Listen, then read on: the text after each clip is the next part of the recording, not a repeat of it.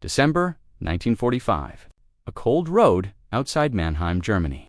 A black Cadillac moves through the gray morning, tires hissing on wet pavement. In the back seat sits General George Smith Patton Junior, stiff in his coat, jaw set, eyes fixed on a horizon he cannot reach. He has survived artillery storms, minefields, ambushes, and the full violence of modern war. But what will stop him is not a German tank, not a sniper, not a bomb. It will be a quiet collision, a sudden bend of metal, and the kind of silence that comes when a man who never stopped talking is finally forced to stop. If you want more documentary stories like this, subscribe and stay with the channel to understand the day Patton was finally silenced. You have to understand what happened when the fighting ended and the talking began. Patton was built for motion. He believed speed saved lives. He believed hesitation killed. He believed the enemy existed to be smashed, not negotiated with. In war, those beliefs made him a legend. In peace, they made him a problem. Patton did not come from nowhere. He came from a family that treated military service like an inheritance. As a boy, he read about ancient battles until he could see them in his mind like moving pictures. He studied cavalry and swords, then watched the world replace horses with engines. He learned to love machines the way other men loved poetry. He also learned that a commander did not simply fight. A commander performed. He crafted fear in the enemy and confidence in his own men. He wore polished boots and dramatic uniforms, not because he was vain, but because he understood what symbols do to the human mind. If soldiers believed their commander was unstoppable, they fought like they were unstoppable. If enemies believed he was relentless, they hesitated. Patton lived for that psychological edge. His career carried him through the First World War, through the lean years between wars, and into the storm that swallowed Europe. By the time America entered the Second World War, Patton had already decided what kind of war it would be: fast, violent, and relentless.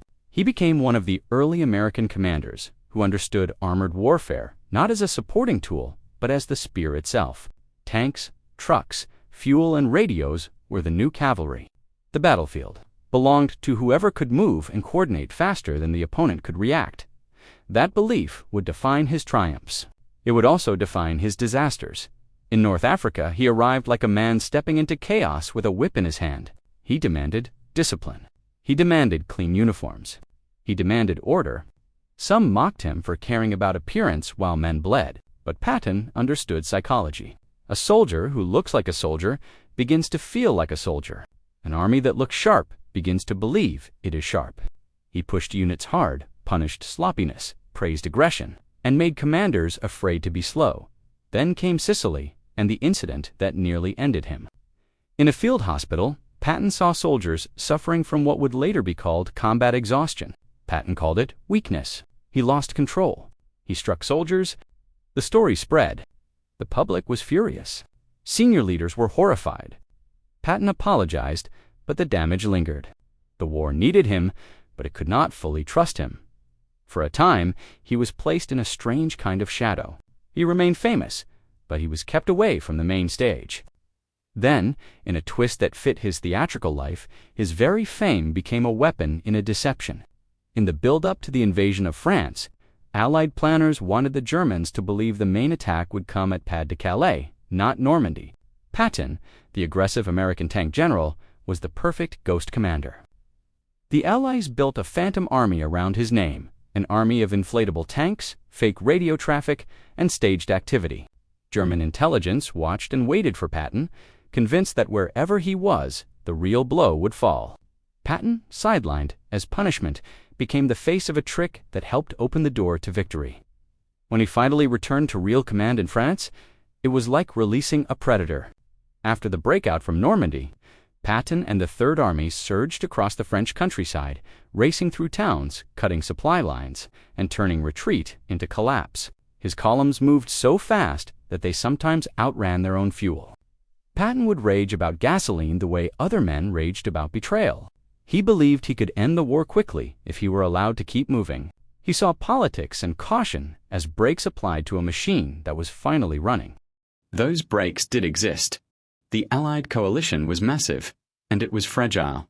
British and American leaders argued. Logistics limited everything.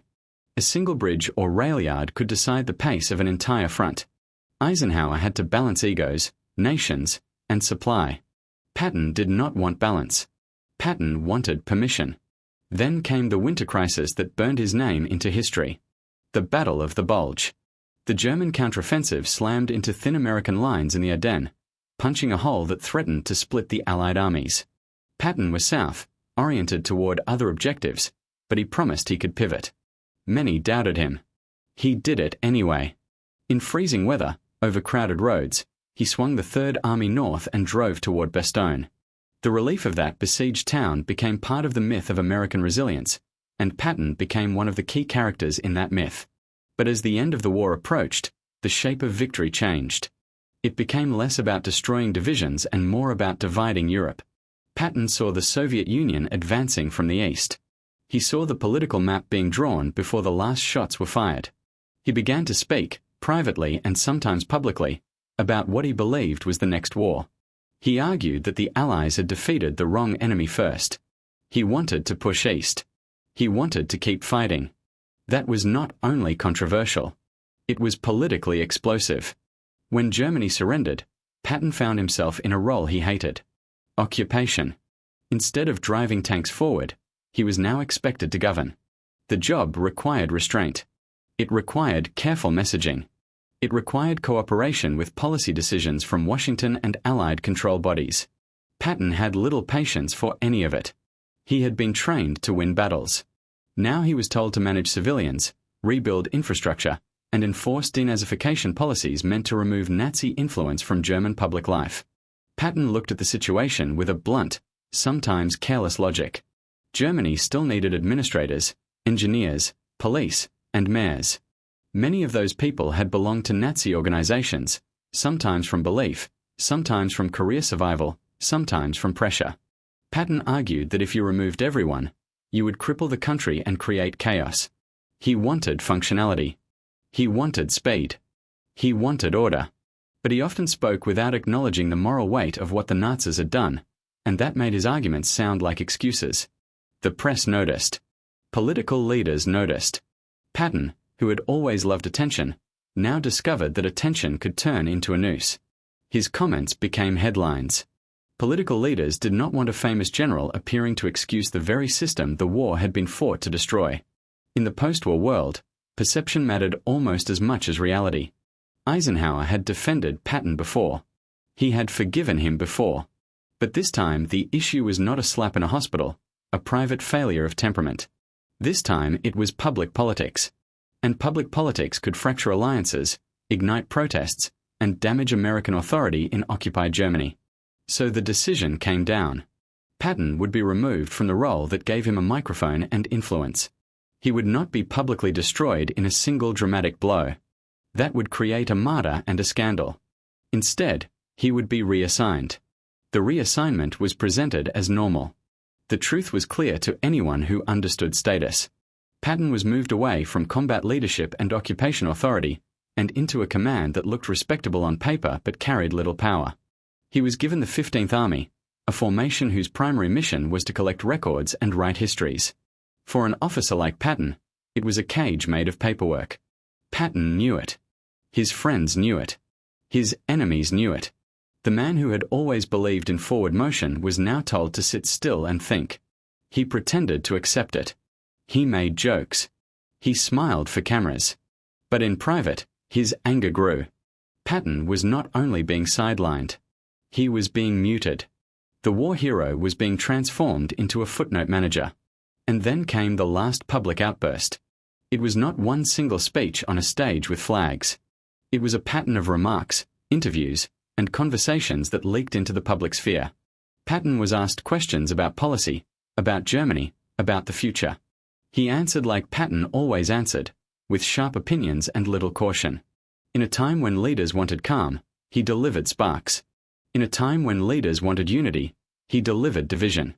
One moment in particular cemented the view that he could not be trusted to represent American policy. Patton spoke in a way that sounded like he was equating Nazi Party involvement with ordinary political membership and suggesting that denazification was misguided. Whether he meant administrative pragmatism or moral comparison, the effect was the same. It looked like a defense. And the public reaction was immediate. After that, the last defenses around him failed. His access narrowed. His role shrank. His future became uncertain. Patton was still famous, but now he was famous in the wrong way. In the weeks that followed, those close to him described a man who felt trapped. Patton talked about going home, about writing, about politics, about returning to command in the Pacific. He also spoke about a darker suspicion, that powerful people wanted him gone. He had always seen the world in terms of enemies and allies. Now he began to wonder if the enemy was no longer Germany, but bureaucracy. In the months between victory and the crash, Patton walked through a Germany that felt unreal to him. Cities were broken. Bridges were down. Families moved like ghosts among rubble. Yet Patton could not stop seeing the land through soldiers' eyes. He noticed road networks, rail lines, river crossings, and industrial capacity. He could look at a factory shell and imagine how quickly it could produce weapons again. He could look at a village and think about how an enemy could hide inside it. He did not turn off the war inside his head. He also carried a deep impatience with what he believed was moral theater. Patton knew that true believers existed, and he knew that criminals existed, but he also knew that systems pressure ordinary people into uniforms and membership cards. He believed that a rigid purge could create chaos and resentment that would undermine stability. His argument was practical, but his language was often careless. He did not present his views with empathy for victims. He presented them with contempt for what he saw as weakness and hypocrisy. Patton also hated the way the war ended. Not the victory, but the pacing of it. In his mind, the Allies had opportunities to cut off German forces faster, to push harder, to shorten the killing. He blamed caution. He blamed supply decisions. He blamed strategy meetings. He blamed politics. He could not accept that a coalition war is not commanded like a single army. He could not accept that his own genius existed inside limits he did not control. That frustration turned inward. Patton began to speak about leaving the army. He spoke about returning to the United States and telling the truth. He spoke about writing books. He spoke about a public life. People around him did not always know when to take him seriously, because Patton could be dramatic, but the feeling behind the drama was real.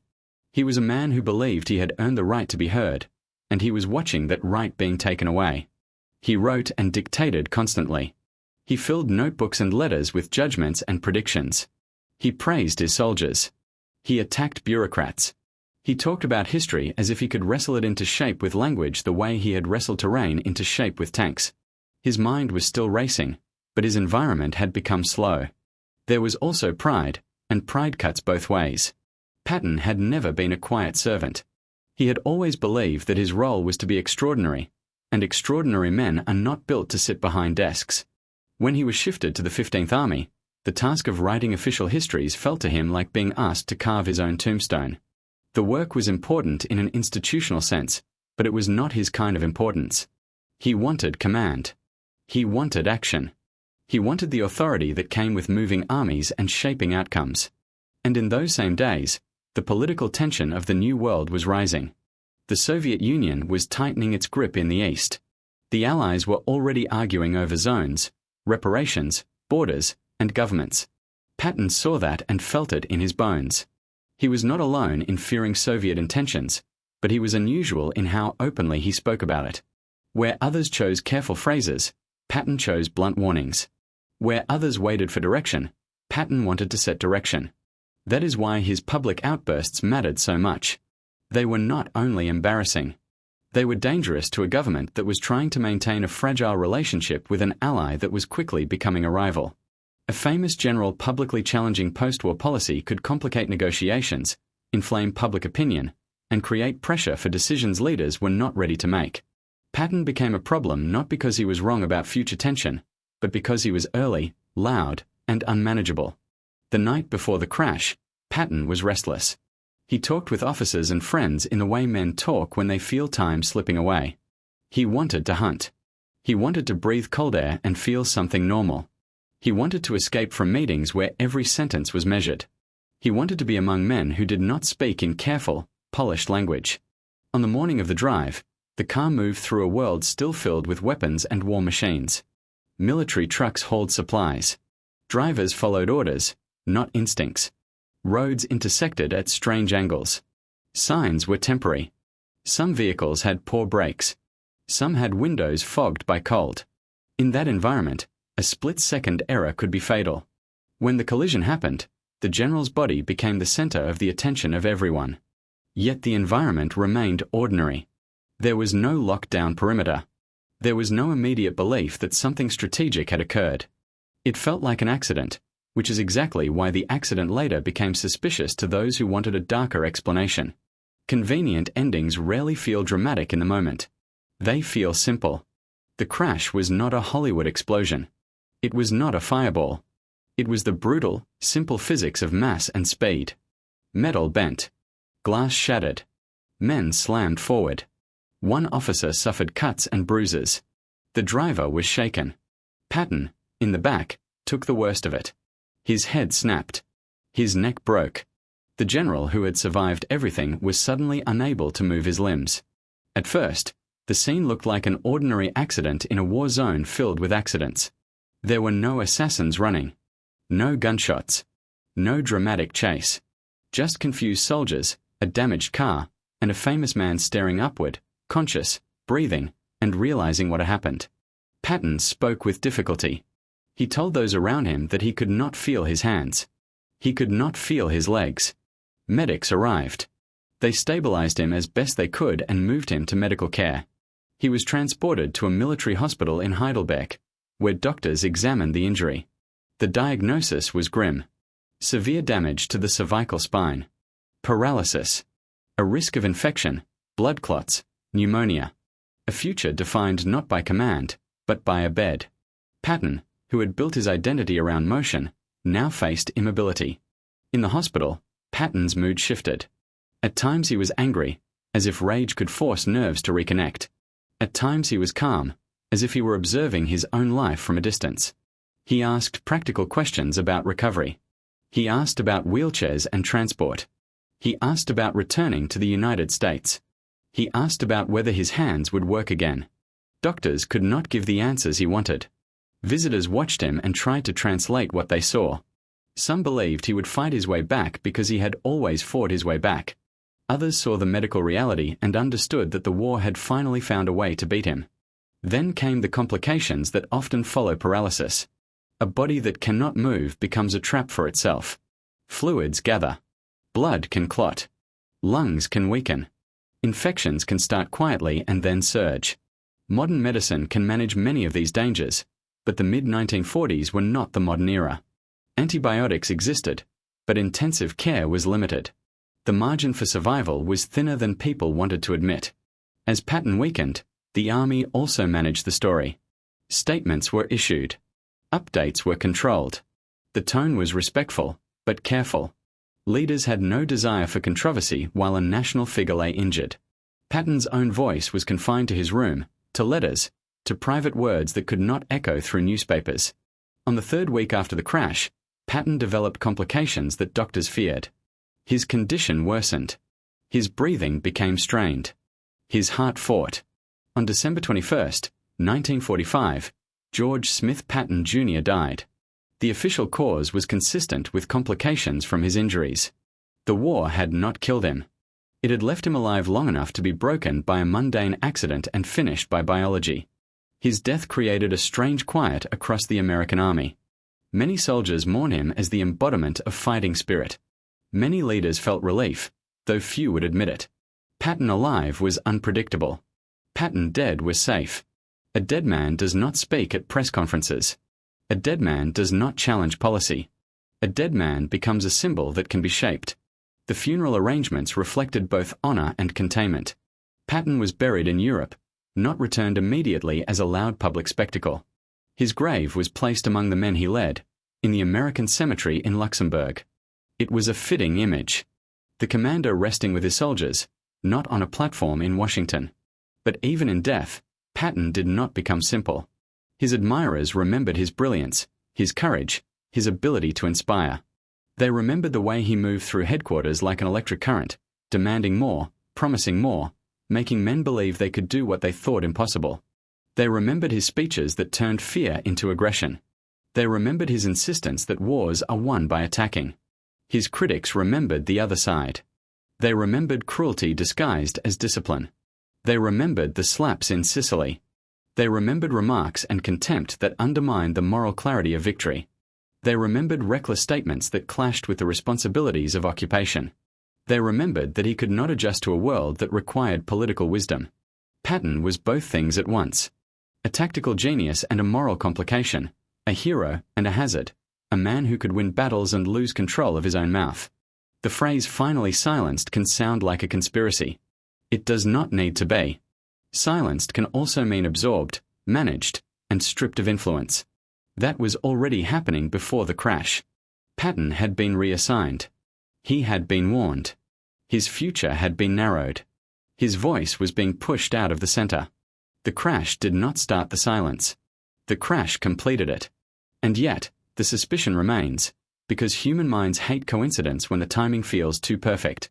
Patton was sidelined, then he crashed. Patton wanted to speak, then he could not. Patton talked about a coming conflict with the Soviet Union, then he died before the new Cold War fully formed. People see that sequence and imagine hands behind the curtain. Some years later, various claims appeared about possible plots, including stories about intelligence services, about rival officers, about foreign agents. Many of these accounts contradict one another. Many rely on later memory and interpretation. Some include dramatic details that do not match the ordinary nature of a traffic collision. They persist because they feel like they fit the scale of Patton. But there is another way to see it. In the war, Patton lived under constant risk, and he survived. In the peace, he lived under a different kind of risk, the risk of routine and vulnerability. A battlefield general can be killed by artillery, but he can also be killed by a traffic accident on a damp road when he no longer controls the environment. Patton did not die in a blaze of glory because the war did not give him that ending. The war ended, and the world needed a different story. A calmer story. A controlled story. A story where the generals did not keep arguing after the victory parade. Patton could not fit inside that. So the day he was finally silenced is not only the day of twisted metal. It is the day a certain kind of American war leader met the limits of the New World. The Second World War had rewarded boldness and speed. The post-war order rewarded restraint and careful speech. Patton was a man built for one era trying to survive into another. In that sense, his last public outburst was not just a scandal. It was a sign. It was the moment the system decided that Patton the warrior could not be Patton the spokesman. The reassignment to the 15th Army was the bureaucratic muzzle. The hospital bed became the physical muzzle. The grave became the final muzzle. But symbols are not people. The real Patton was a tangle of discipline and ego, brilliance and cruelty, loyalty and contempt. He loved his soldiers and he treated some humans as lesser. He demanded excellence and he could not control his temper. He could plan campaigns and he could not plan a sentence for public consumption. He could defeat an enemy army and still lose a battle against his own personality. If you strip away the rumors, what remains is still dramatic. A man who embodied war, forced to live in peace, and crushed by a moment of ordinary chance. In the end, Patton was finally silenced because the world after Germany did not have a place for a general who lived like a weapon. The weapon had done its work. Now the world wanted it locked away. There is a final image that captures the whole arc. Patton at the front of a column, standing tall, demanding speed, promising victory, believing that willpower can bend reality. Then Patton in a quiet room, unable to move, while the world rearranges itself without him. Between those two images sits the truth. Greatness is powerful, but it is not invincible. It can be undermined by politics, by pride, and by the smallest random moment on a wet road. It is not only about how a general died. It is about how a nation tried to move from war into peace, and what happened to the man who could not make that same move.